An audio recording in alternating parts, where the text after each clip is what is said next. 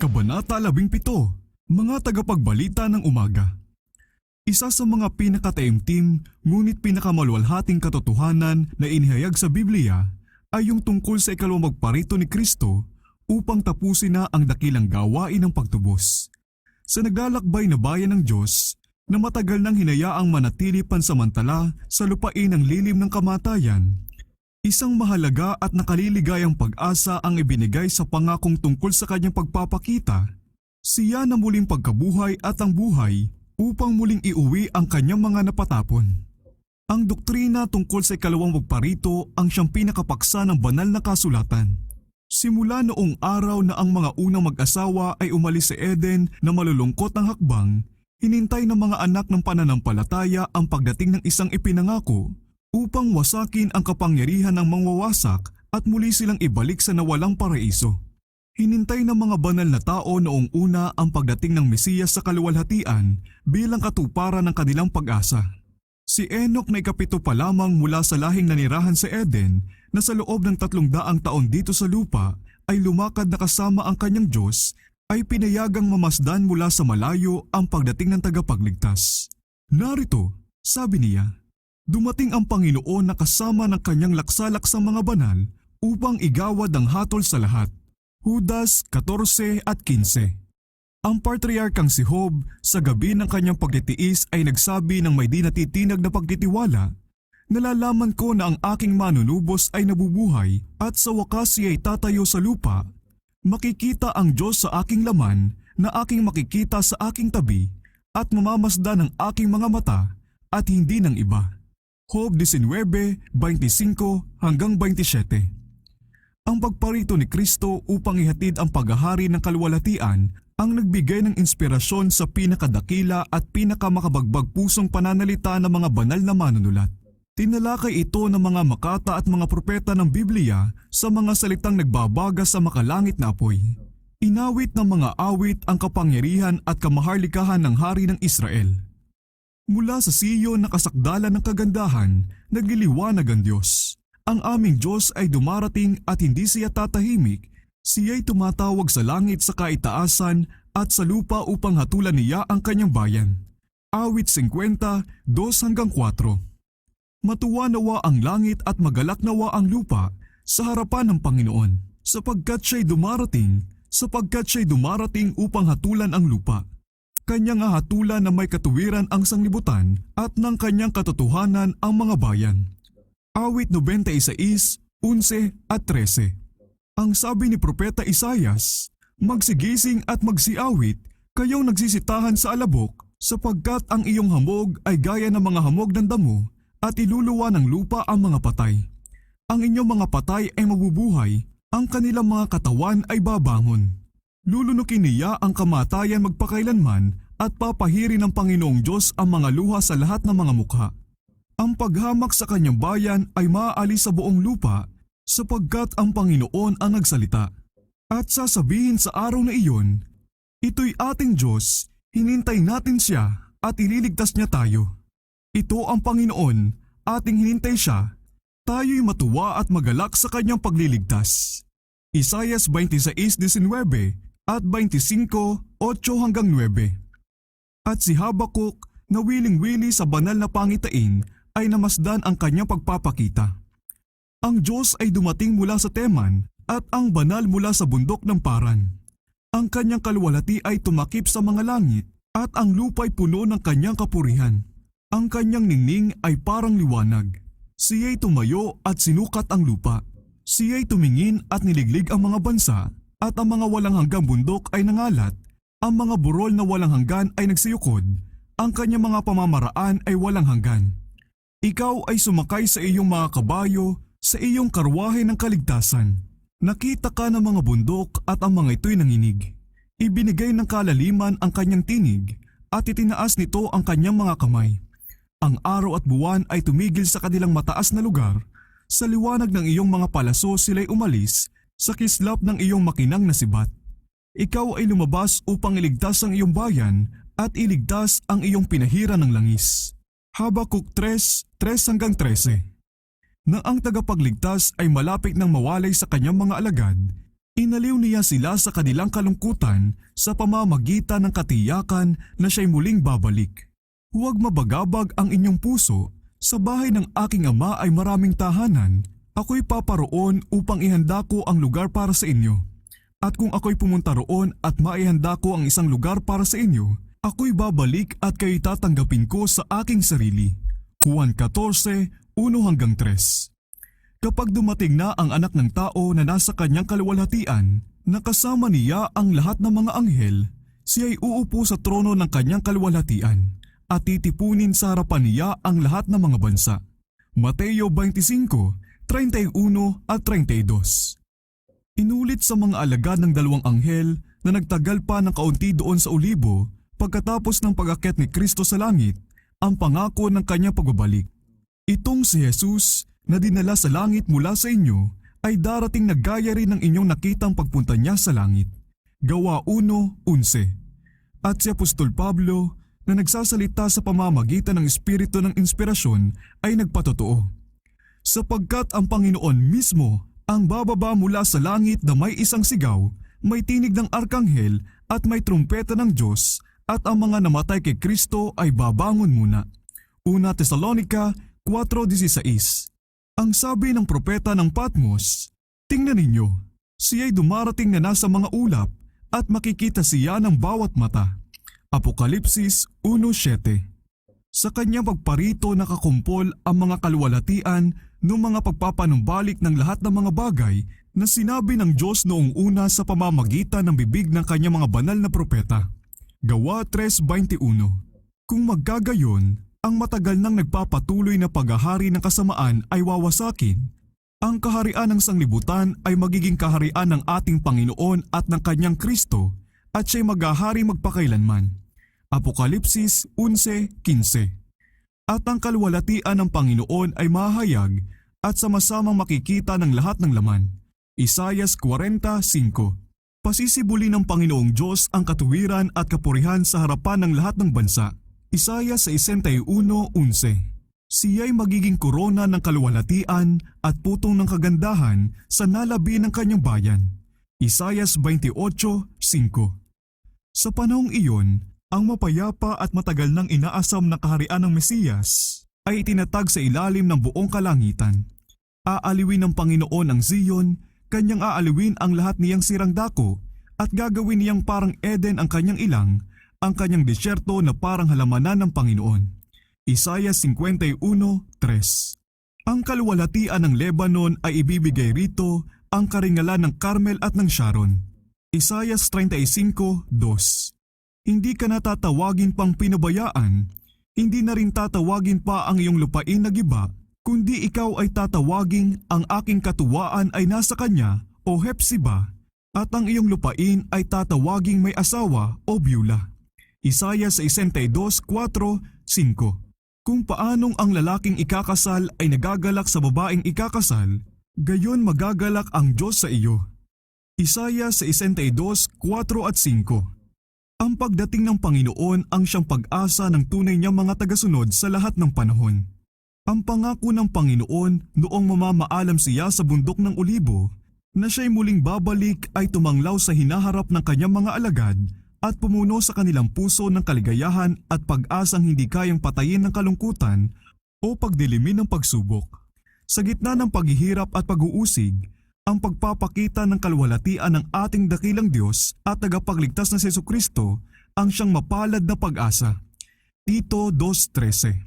Nang ang mga Kristiyano sa Tesalonica ay nalipos ng kalungkutan habang inililibing nila ang kanilang mga mahal sa buhay na umasang sila'y mabubuhay pa upang masaksihan ang pagdating ng Panginoon, itinuro sila ni Pablo na kanilang guro sa pagkabuhay na maguli na mangyayari sa pagdating ng tagapagligtas. At pagkatapos, ang mga namatay kay Kristo ay mabubuhay at kasama ng mga buhay ay aagawin upang salubungin ang Panginoon sa papawirin. Sa gayon, sabi niya, ay makakapiling natin ang Panginoon magpakailanman. Kaya't mag-aliwan kayo sa isa't isa ng mga salitang ito. 1 Tesalonica 4:16-18. Sa mabatong isla ng Patmos ay narinig ng minamahal na alagad ang pangako. Oo, ako'y malapit nang dumating At ipinapahayag na nasasabik niyang tugon ang panalangin ng iglesia sa buong panahong paglalakbay nito. Pumarito ka, Panginoong Hesus. Apokalipsis 22:20.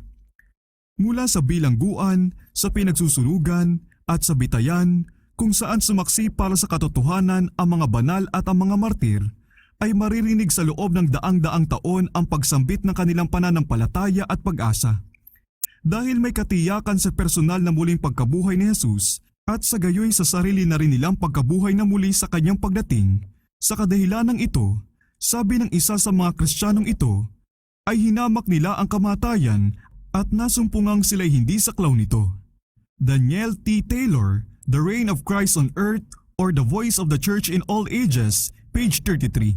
Handa silang magtungo sa libingan upang sila ay bumangong malaya. Daniel T. Taylor, The Reign of Christ on Earth or The Voice of the Church in All Ages, page 54. Umasa sila na sana'y dumating na ang Panginoon mula sa langit sa mga alapaap taglay ang kalwalatian ng kanyang Ama na inihahatid sa mga matuwid ang kapanahunan ng kaharian. Pinakaingatan ng Waldenses ang ganong ding pananampalataya. Daniel T. Taylor, The Reign of Christ on Earth or The Voice of the Church in All Ages, pages 129 to 132. Si Wycliffe ay umasa rin sa pagpapakita ng manunubos bilang pag-asa ng iglesia. Daniel T. Taylor, The Reign of Christ on Earth or The Voice of the Church in All Ages, pages 132 to 134. Sinabi ni Luther, "Ako talaga'y naniniwala na ang araw ng paghatol ay hindi magtatagal ng buong 300 taon. Hindi hahayaan at hindi maaaring hayaan pa ng Diyos ang napakasamang sanglibutang ito. Ang dakilang araw ay nalalapit na kung saan ang kaharian ng mga kasuklam-suklam ay pababagsakin." Daniel T. Taylor, The Reign of Christ on Earth or The Voice of the Church in All Ages, pages 158 and 134. Ang matanda ng sanglibutang ito ay hindi nalalayo sa kawakasan nito, sabi ni Melanchthon. Inaanyayahan ni Calvin ang mga Kristiyano na huwag mag-alangan at maalab na pakanasain ang araw ng pagdating ni Kristo na gaya rin ng lahat ng pinakamagagandang pangyayari, at sinabi niya na ang buong sambahayan ng mga sumasampalataya ay mananatiling nakatingin sa araw na iyon. Dapat nating kagutuman si Kristo, dapat tayong magsaliksik, magbulay-bulay, sabi niya, hanggang sa pagbubukang liwayway ng dakilang araw na iyon na lubusang ihahayag ng ating Panginoon ang kalwalatian ng kanyang kaharian. Daniel T. Taylor, The Reign of Christ on Earth or The Voice of the Church in All Ages, pages 158 and 134. Hindi ba't dinala ng ating Panginoong Hesus ang ating laman sa langit? Sabi ni Knox, ang reformador mula sa Scotland, at hindi ba siya babalik? Alam nating siya'y babalik at talagang mabilis.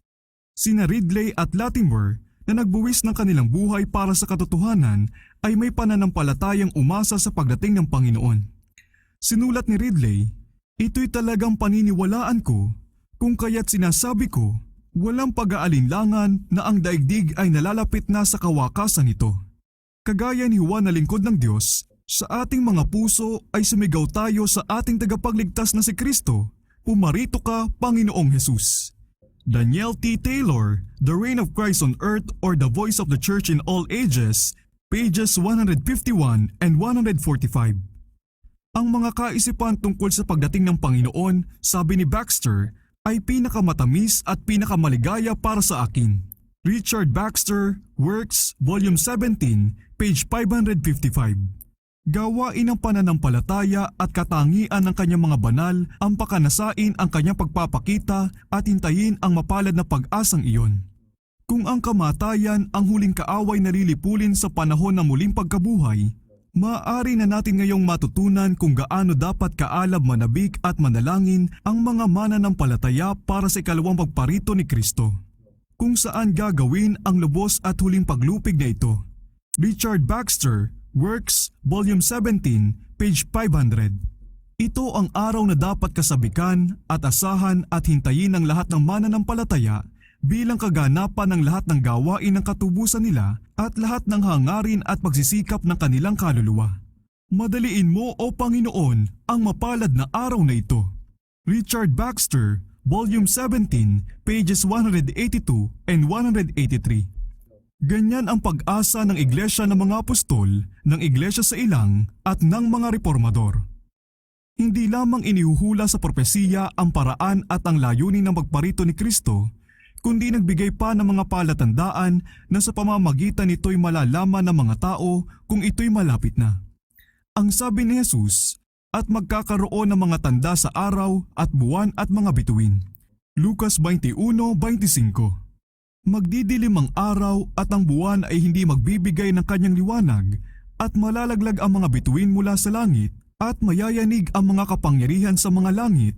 Pagkatapos, makikita nila ang anak ng tao na dumarating sa mga ulap na may dakilang kapangyarihan at kaluwalhatian.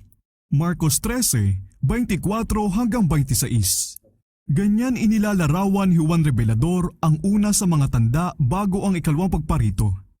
Nagkaroon ng malakas na lindol at ang araw ay umitim na gaya ng damit sako at ang bilog na buwan ay naging gaya ng dugo. Apokalipsis 6:12. Ang mga palatandaang ito ay nasaksihan bago magsimula ang ika-19 na siglo.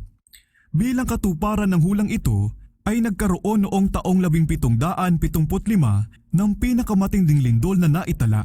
Bagaman karaniwang kilala sa tawag na lindol ng Lisbon, ito ay umabot hanggang sa malaking bahagi ng Europa, Africa at Amerika. Naramdaman ito sa Greenland, sa West Indies, sa isla ng Madeira, sa Norway at Sweden, sa Great Britain at Ireland. Ito'y lumaganap sa lawak na hindi kukulangin sa 4 na milyong kwadradong milya. Sa Africa ang pagyanig ay halos kasing tindi nung sa Europa. Ang malaking bahagi ng Algeria ay nasira at malapit sa Morocco, isang nayon na merong 8 o 10,000 naninirahan ang nilamon ng lupa. Winalis ng isang napakalaking alon ang baybayin ng Spain at Africa, nilamon ang mga lungsod at nagdulot ng malaking pagkawasak. Sa Spain at sa Portugal, nakita ang matinding lakas ng pagyanig. Sa Cadiz, ang rumaragasang alon ay sinasabing 60 talampakan ng taas. Ang mga bundok, ang ilan sa mga pinakamalaking nasa Portugal ay buong karahasang niyanig. Ika nga, mula sa pinakapundasyon ng mga ito, ang iba sa mga ito ay bumuka ang mga tuktok, nabitak at nahati sa katakatakang paraan, at malaking tipak nito ang naguho sa kalapit na kapatagan. Naiulat pa nga na may lumabas na apoy sa mga bundok na ito. Sir Charles Lyell, Principles of Geology, page 495. Sa Libson, isang tunog ng kulog ang narinig mula sa ilalim ng lupa at kaagad na isang matinding pagyanig ang nagpabagsak sa malaking bahagi ng lungsod na iyon. Sa loob lamang ng 6 na minuto, 60,000 tao ang namatay. Unay umurong ang dagat at iniwang tuyo ang tabing dagat. Pagkatapos ito'y lumitaw na may taas na 50 talampakan o higit pa kaysa sa karaniwang taas nito. Isa pa sa mga pambihirang pangyayaring isinalaysay sa nangyari sa Libson noong panahon ng sakunang iyon ay ang paglubog ng isang bagong pier na yari lahat sa marmol at ginastusan ng napakalaki. Napakaraming tao ang nagtipon doon para sa kanilang kaligtasan. Isang lugar para hindi mahagip ng mga nagbabagsak ang guho, subalit bigla na lamang lumubog ang pier kasama ang lahat ng taong naroon at wala kahit isa mang bangkay ang lumutang sa ibabaw. Sir Charles Lyell, Principles of Geology, page 495. Ang yanig ng lindol ay agad na sinundan ng pagguho ng bawat simbahan at kumbento ng halos lahat ng malaking gusaling pampubliko at higit sa ika-4 na bahagi ng mga kabahayan. Halos 2 oras pagkatapos ng pagyanig ay biglang nagsimula ang apoy sa iba't ibang dako at nangalit sa matinding bangis sa loob ng 3 araw, anupat ang lungsod ay lubusang naging parang disyerto. Ang lindol ay naganap sa isang araw ng pangilin na ang simbahan at kumbento ay punong-puno ng mga tao at iilan lamang sa mga ito ang nakaligtas. Encyclopedia Americana, Article Libson, Note, Edition 1831. Hindi mailarawan ang takot ng mga tao. Walang umiyak, iyon ay hindi makaya ng pagluha lamang. Sila'y nagtakbuhan ng paruot parito, nahihibang dahil sa takot at pagkagulat. Hinahampas ang kanilang muka at dibdib na sumisigaw, "Misericordia! Katapusan na ng mundo!" Nalimutan ng mga ina ang kanilang mga anak at nagtakbuhan kung saan-saan dala-dala ang mga imahe ng krus. Sa kasamaang palad, marami ang tumakbo sa simbahan para manganlong, ngunit walang kabuluhan ang paglalabas sa sakramento Walang kabuluhan ang pagyapak ng mga kaawa-awang nilalang na ito sa mga altar. Ang mga imahen, mga pari at mga tao ay nalibing sa iisang guho. Tinatayang 70,000 katao ang namatay ng araw na iyon ng kasawian. Pagkaraan ng 25 taon ay lumitaw ang sumunod na palatandaang binanggit sa hula, ang pagdidilim ng araw at ng buwan. Ang lalo pang nagpaging kapansin-pansin dito ay ang katotohanan na ang panahon ng katuparan nito ay malinaw na tinukoy. Sa pakikipag-usap ng tagapagligtas sa kanyang mga alagad doon sa Olibo, matapos na ilarawan ang mahabang panahon ng pagsubok para sa iglesia, ang 1,260 taon ng panguusig ng kapapahan na tungkol dito'y ipinangako niyang paiikliin ang kanilang paghihirap ay kanya namang binanggit ang ilang mga pangyayaring magaganap bago ang kanyang pagdating at itinakda ang panahon kung kailan masasaksihan ang una sa mga tandang ito. Sa mga araw na iyon pagkatapos ng kapigatiang iyon, magdidilim ang araw at ang buwan ay hindi magbibigay ng kanyang liwanag. Marcos 13:24. Ang 1,260 araw o taon ay nagtapos noong taong 1778. Mga 25 taon na ang nakakaraan ay halos ganap nang tumigil ang pag-uusig. Kasunod ng pag-uusig na ito ay nagdilim ang araw ayon sa sinabi ni Kristo. Noong 19 ng Mayo taong 1780, ang hulang ito ay natupad. Halos kaisa-isahan kung hindi man ganap na nag-iisa bilang pinakamahiwaga at hindi pa naipapaliwanag ng pangyayari ay ang madilim na araw noong Mayo 19 taong 1780. Isang hindi talaga maipaliwanag na pagdidilim ng buong nakikitang kalangitan at himpapawid sa New England o Amerika. R.M. Devens, Our First Century, page 89. Ganito inilarawan ng isang saksi na nakatira sa Massachusetts ang pangyayari. Nang umaga ay maganda ang pagsikat ng araw, subalit biglang naging maulap. Ang mga ulap ay nangulimlim at mula sa mga ito, nadagli ang naging maitim at nagbabanta ng masama ay kumidlat, kumulog at umulan ng bahagya. Na mag-aalas 9 na, ang mga ulap ay naging manipis at nagmistulang bronze o kulay tanso ang itsura at ang lupa, mga bato, mga puno, mga gusali, ang tubig at mga tao ay binago ang anyo nitong di pangkaraniwan at mahiwagang liwanag na ito. Makalipas ang ilang minuto, isang makapal at maitim na ulap ang lumatag sa buong kalangitan maliban sa makipot na gilid na naaabot tanaw at iyo'y kasing dilim ng karaniwang alas 9 ng gabi kapag tag-init. Takot, pag-aalala, pagtataka ang unti-unting pumuno sa isipan ng mga tao. Ang mga babae tumayo sa mga pintuan na nakatingin sa madilim na tanawin. Ang mga kalalakihan ay nagsiuwi na galing sa kanilang mga trabaho sa bukid. Iniwan na ng karpintero ang kanyang mga gamit, ng panday ang kanyang pandayan, ng mga ngalakal ang kanyang eskaparate. Ang mga paaralan ay nagpauwi na at nanginginig na nagsiuwi ang mga bata. Ang mga manglalakbay ay nakituloy sa pinakamalapit na tahanan sa bukid. Anong darating? Tanong ng bawat labi at puso. Para bagang isang napakalakas na bagyo ang sasalanta sa lupain o parang iyon na ang araw ng kawakasan ng lahat ng bagay. Ginamit ang mga kandila at ang apoy sa dapugan ay kasing liwanag ng pagniningas nito sa gabing walang buwan kapag taglagas. Ang mga manok ay nagsihapon na sa kanilang mga dapuan at natulog na. Ang mga baka ay nagtipon na sa pastulan at nagsiungal. Ang mga palaka ay nagsihuni. Ang mga ibon ay nagsiawit ng kanilang panggabing huni at ang mga paniki ay nagsiliparan. Ngunit alam ng mga tao na hindi pa sumasapit ang gabi. Si Dr. Nathaniel Whittaker, na pastor ng Iglesia ng Tabernacle sa Salem, ay nagdaos ng serbisyong pangrelihiyon sa bahay pulungan at nangaral ng isang sermon kung saan ay pinaniniwalaan niya na ang kadiliman ay hindi pangkaraniwan. Ang mga kongregasyon ay nagtipon sa iba pang mga lugar. Ang mga talata para sa mga biglaang sermon ay laging yung mga talatang waring nagpapahiwatig na ang kadiliman ay kaayon ng hula sa kasulatan. Ang kadiliman ay pinakamakapal ilang sandali pagkalipas ng alas 11 ng tanghali. The Essex Antiquarian, April 1899, Volume 3, Number 4, pages 53 and 54.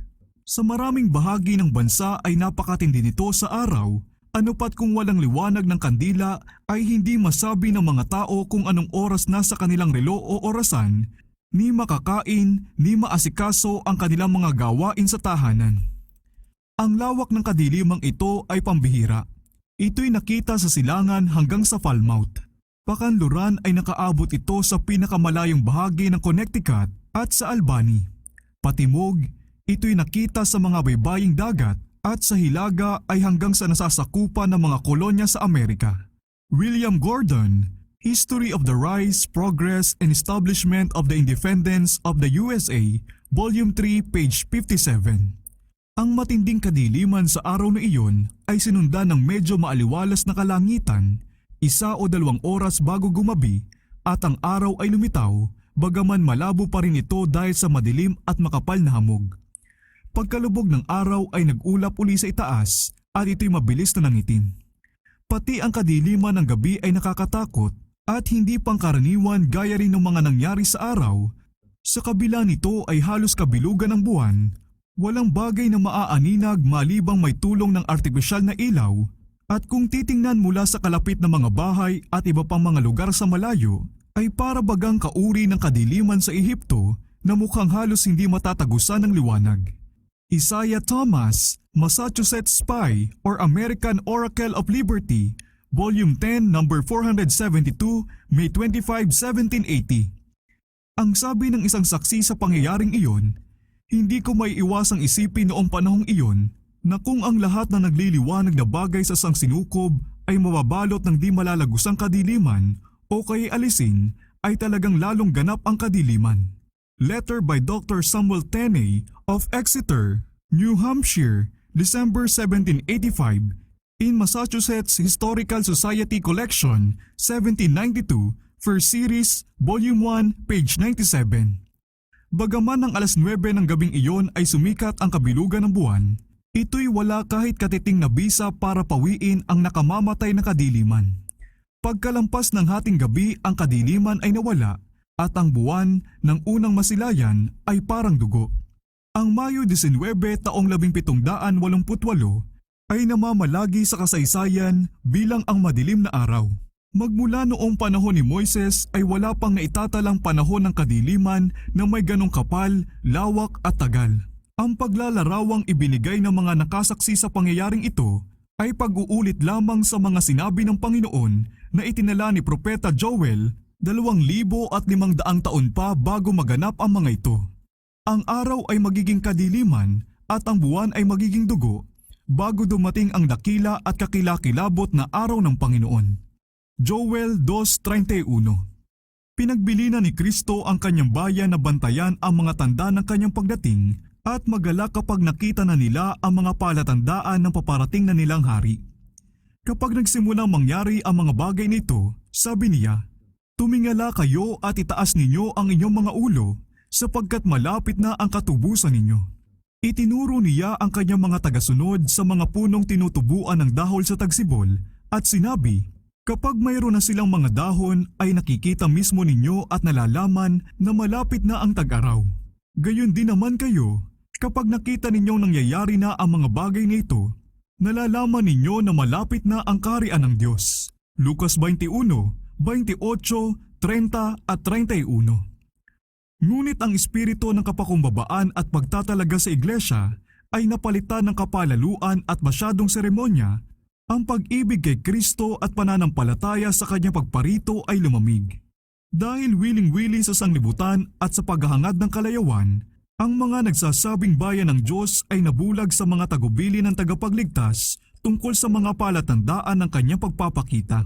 Ang doktrina tungkol sa ikalawang pagparito ay kinaligtaan. Ang mga talatang may kinalaman dito ay pinalabo dahil sa maling pagpapaliwanag hanggang sa ito'y malawakang baliwalain at makalimutan.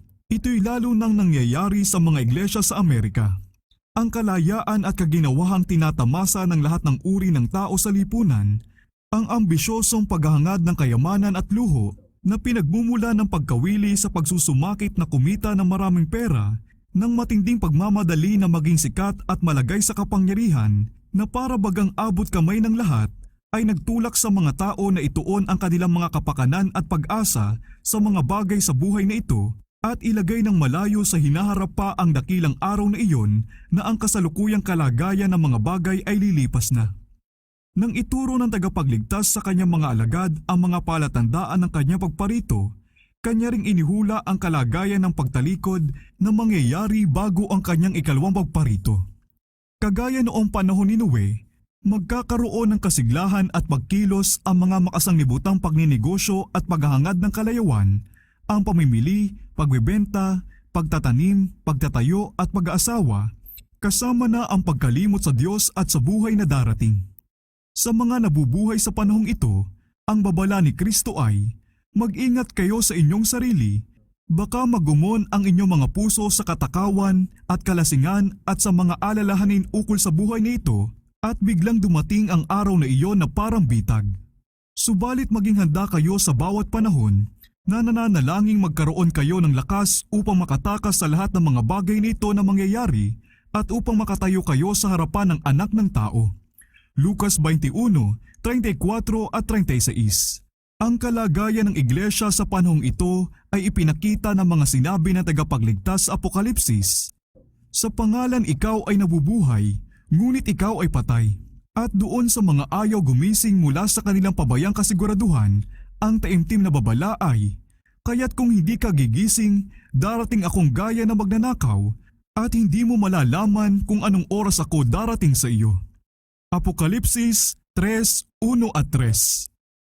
Kinakailangan nga na ang mga tao ay magising sa kanilang panganib upang sila'y kumilos para makapaghanda sa mga dakilang pangyayari na may kaugnayan sa pagsasara ng pintuan ng awa. Ang propeta ng Diyos ay nagsasabi, ang araw ng Panginoon ay dakila at kakilakilabot. Sinong makakatagal? Joel 2:11. Sinong makakatayo kapag nagpakita na siyang ang mga mata ay malilinis at hindi makakatingin sa kasamaan at hindi makakatingin sa kamalian? Habakuk 1:13. Sa mga dumadaing ng, Diyos ko, kami ay nakakakilala sa iyo, ngunit sinusuway ang kanyang tipan at pumili ng ibang Diyos. Hoseas 8:2 at 1 at awit 16:4 na nagtatago ng kasalanan sa kanilang mga puso at ninanais ang mga daan ng kasamaan. Sa mga ito ay kadiliman ang araw ng Panginoon at hindi kaliwanagan at kadiliman na walang ningning doon. Amos 5:20. At sa panahong iyon, sabi ng Panginoon, ang Jerusalem ay sisiyasatin ko sa pamamagitan ng ilawan at aking parurusahan ang mga tao na nagsisiupo sa kanilang mga latak na nagsasabi sa kanilang puso, ang Panginoon ay hindi gagawa ng mabuti, ni gagawa man siya ng masama. Sefanyas 1:12. Aking parurusahan ang sanglibutan dahil sa kanilang kasamaan at ang masasama dahil sa kanilang kabuktutan at aking patitigilin ang kahambugan ng palalo at aking ibababa ang kapalaluan ng malulupit. Isaias 13:11. Kahit ang kanilang pilak o ang kanilang gintuman ay hindi makakapagligtas sa kanila, ang kanilang kayamanan ay nanakawin at ang kanilang mga bahay ay gigibain. Sefanyas 1:18 at 13. Ang propetang si Jeremias na nakatunghay sa nakakatakot na panahong ito ay nagsabi, O ang pagdaramdam ng aking puso, hindi ako matahimik sapagkat narinig mo, o kaluluwa ko, ang tunog ng trumpeta, ang hudyat ng digmaan. Sunod-sunod ang mga pagkapinsala. Jeremias 4:19 at 20. Ang araw na iyon ay araw ng pagkapuot, araw ng kaguluhan at kahapisan, araw ng pagkawasak at pagkasira, araw ng kadiliman at kalumbayan, araw ng mga ulap at makapal na kadiliman, araw ng tunog ng tambuli at ng hudyat ng digmaan. Sefanyas 1:15 at 16.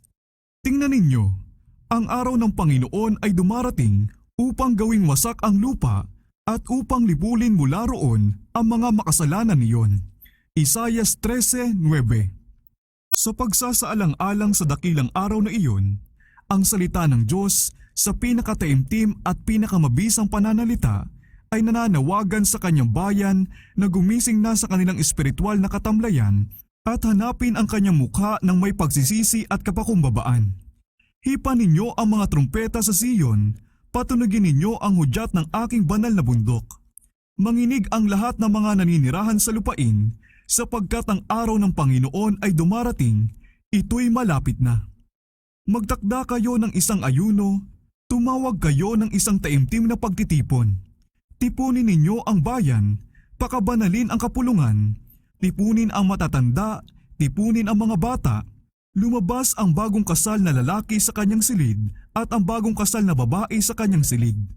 Tumangis ang mga pari, ang mga lingkod ng Panginoon sa pagitan ng portiko at ng dambana. Manumbali kayo sa akin ng inyong buong puso na may pag-aayuno at may pagtangis at pagdadalamhati. At punitin ninyo ang inyong mga puso at hindi ang inyong mga damit. Manumbali kayo sa Panginoon ninyong Diyos, sapagkat siya'y mapagbiyaya at mahabagin, hindi magagalitin at sagana sa tapat na pag-ibig. Joel 2:1-15 hanggang 17, 12 at 13. Upang makapaghanda ng mga taong tatayo sa araw ng Diyos, isang malaking gawain ng pagre-reforma ang dapat maisagawa.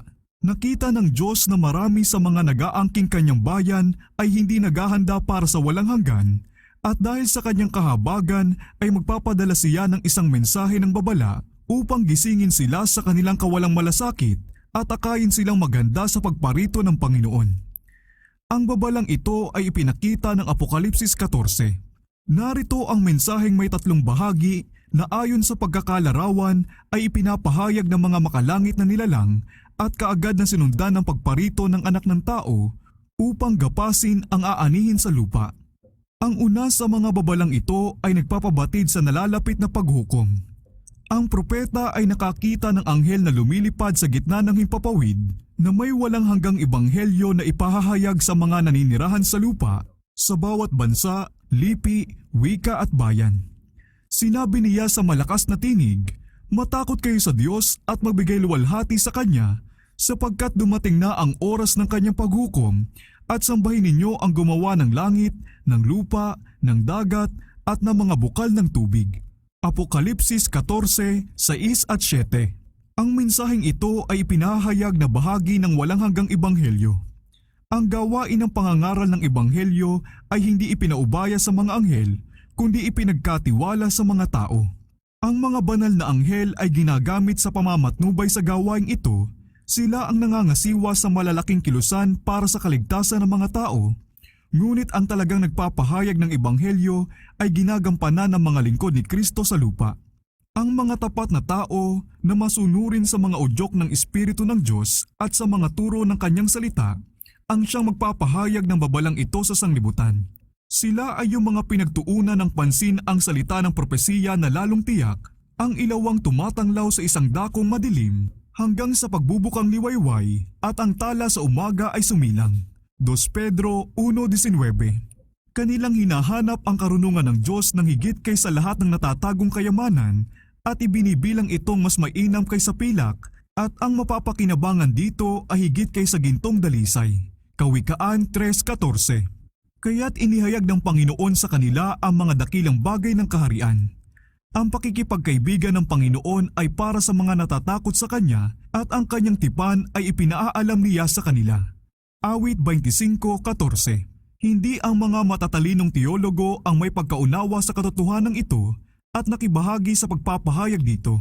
Kung ang mga ito sana'y naging tapat na mga bantay at masikap at may pananalangin sinasaliksik ang kasulatan, ay nalaman sana nila ang oras ng gabi, inihayag sana sa kanila ng mga propesiya ang mga pangyayaring malapit na maganap.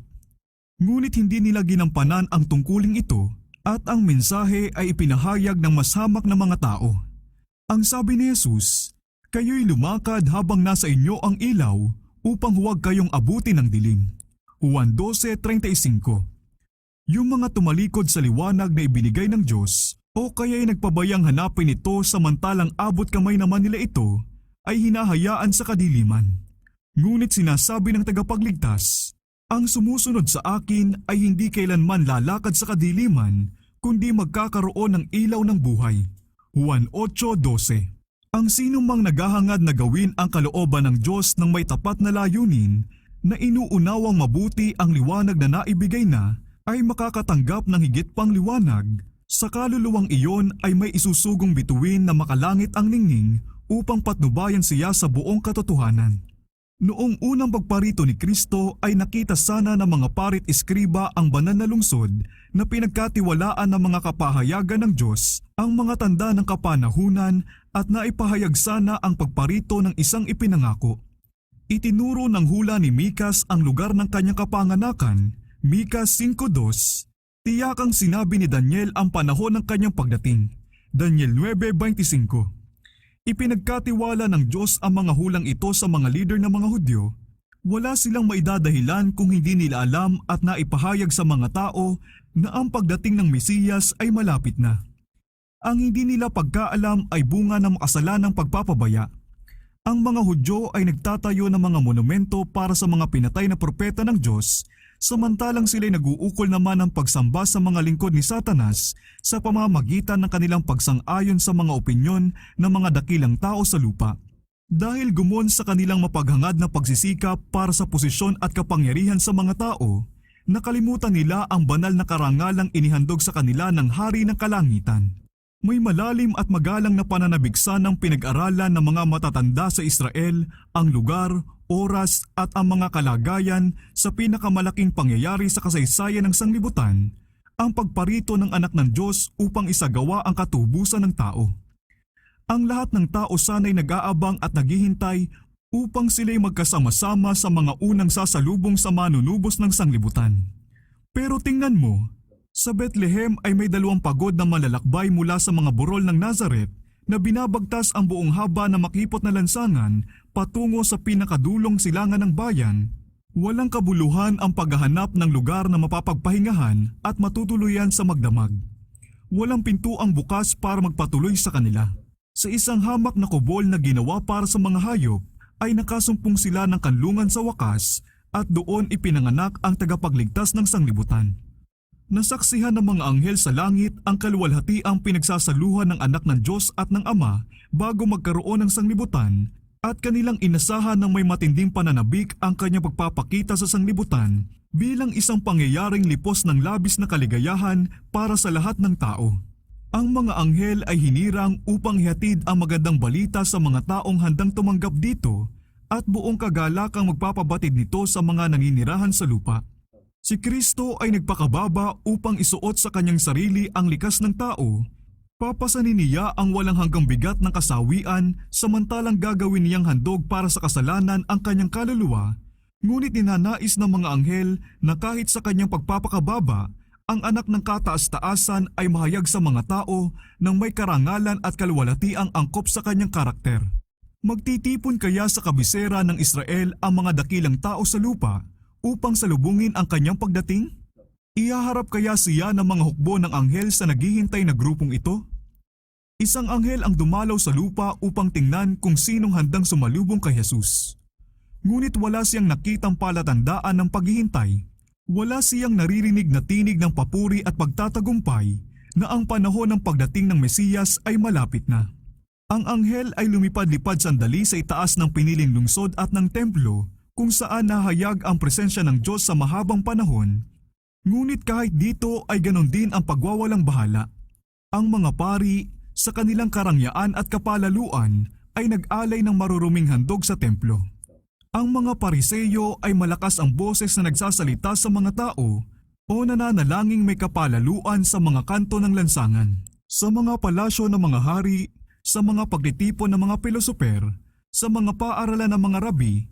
Lahat ay pare-parehong walang malasakit sa kahangahangang katotohanan na pumuno ng kaligayahan at papuri sa buong kalangitan na ang manunubos ng sangkatauhan ay lilitaw na sa lupa. Walang katibayan na si Kristo ay inaasahan at walang paghahanda para sa prinsipe ng buhay. May pagtatakang babalik na sana sa langit ang anghel dala ang nakakahiyang balita nang biglang masumpungan niya ang isang grupo ng mga pastol na nagbabantay ng kanilang mga kawan sa gabi. At habang nagmamasid sila sa mabituing langit, ay binulay-bulay ang hula tungkol sa Mesiyas na darating sa lupa at hinahangad ang pagdating ng manunubos ng sanglibutan. Narito ang isang grupo na handang tumanggap sa mensahe ng langit. At biglang nagpakita ang anghel ng Panginoon na ipinahayag ang mabuting balita tungkol sa malaking kagalakan. Binaha ng makalangit na kaluwalhatian ang buong kapatagan, nagpakita ang di mabilang na pulutong ng mga anghel At dahil para bang ang kagalakan ay talagang sobra-sobra para maihatid ng iisang anghel lamang mula sa langit, sumambulat ang napakaraming tinig sa isang awitin na balang araw ay aawitin ng lahat ng mga naligtas na banal. Luwalhati sa Diyos sa kataas-taasan at sa lupa'y kapayapaan sa mga taong kinalulugdan niya. Lucas 2:14. Napakagandang aral ng kahangahangang kasaysayang ito ng Bethlehem. Talagang sinasaway nito ang ating kawalang pananampalataya, ang ating pagmamataas at pagsasarili. Binabalaan talaga tayong mag-ingat na baka dahil sa ating makasalanang kapabayaan ay hindi natin makita ang mga tanda ng kapanahunan at sa gayoy hindi natin alam ang araw ng pagdalaw sa atin. Hindi lamang sa mga burol ng Hudeya, hindi lamang sa kalagitnaan ng mga hamak na pastol, nakasumpong ang mga anghel na mga nag-aabang sa pagdating ng Mesiyas. Pati sa lupain ng mga pagano ay merong ding mga naghihintay sa kanya. Sila'y matatalinong tao, mayayaman at mararangal, mga pilosoper sa silangan. Sa pag-aaral nila ng kalikasan ay nakita ng mga bagong ito ang Diyos sa ginawa ng kanyang mga kamay. Mula sa kasulatan ng mga Hebreo ay nalaman nila ang tungkol sa isang bituin na lalabas sa Jacob at may pananabik na pagnanasang hinintay nila ang kanyang pagdating. Niya na hindi lamang magiging kaaliwan ng Israel, kundi isang ilaw upang magpahayag sa mga hintil at upang magdala ng kaligtasan hanggang sa dulo ng daigdig. Lucas 2:25 at 32, Gawa 13:47. Sila'y naghahanap ng liwanag at ang liwanag mula sa trono ng Diyos ay tumanglaw sa daang para sa kanilang mga paa. Habang ang mga pari at rabi sa Jerusalem na itinalagang mga bantay at tagapagpaliwanag ng katotohanan ay nababalot ng kadiliman, ang bituing ipinadala ng langit ay pumatnubay sa mga dayuhang hintil na ito sa lugar ng kapanganakan ng bagong silang na hari. Para sa mga sabik na naghihintay sa kanya, si Kristo ay magpapakita sa ikalawang pagkakataon, hindi upang harapin ang kasalanan, kundi upang iligtas sila. Hebreo 9:28. Kagaya ng balita tungkol sa pagsilang ng tagapagligtas, ang pabalita tungkol sa ikalawang pagparito ay hindi ipinagkatiwala sa mga lider ng relihiyon ng mga tao. Hindi nila naingatan ang kaugnayan nila sa Diyos at tinanggihan ang liwanag na mula sa langit, kung kaya't hindi sila kabilang ng mga inilarawan ni Apostol Pablo. Ngunit kayo, mga kapatid, ay wala sa kadiliman, upang sa araw na iyon ay mabigla kayong gaya sa magnanakaw. Sapagkat kayong lahat ay pawang mga anak ng liwanag at mga anak ng araw, tayo'y hindi ng gabi ni ng kadiliman man. Una Tesalonica 5:4 at 5. Ang mga bantay sa mga pader ng Siyon ang siyang dapat na unang nakatanggap ng pabalita tungkol sa pagdating ng tagapagligtas, unang sisigaw upang ipabalita na siya'y malapit na, unang magbibigay babala sa mga tao na sila'y maganda sa kanyang pagdating. Ngunit sila'y nagpapahinga, nangangarap ng kapayapaan at katiwasayan, samantalang ang mga tao ay nahihimbing sa kanilang mga kasalanan.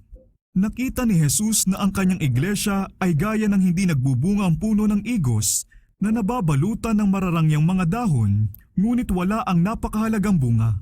May mapagmapuring pagdaraos sa mga seremonya ng relihiyon, samantalang ang espiritu ng tunay na kapakumbabaan, pagsisisi at pananampalataya na siyang tanging mapapaging katanggap-tanggap ng paglilingkod sa Diyos ay wala.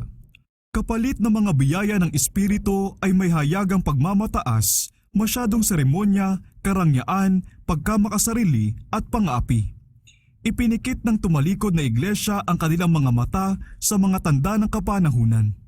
Hindi sa sila'y pinabayaan ng Diyos o kaya'y hinayaang mabigo ang kanyang katapatan, kundi sila'y lumayo sa kanya at inihiwalay ang kanyang sarili sa kanyang pag-ibig, at dahil ayaw nilang sumunod sa mga kondisyon, ang kanyang mga pangako ay hindi natupad sa kanila.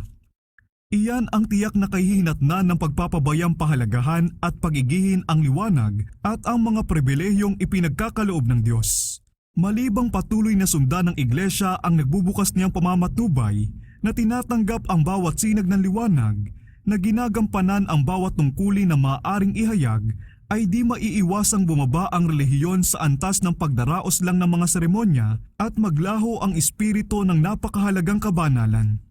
Ang katotohanan ito ay paulit-ulit na nailarawan sa kasaysayan ng iglesia.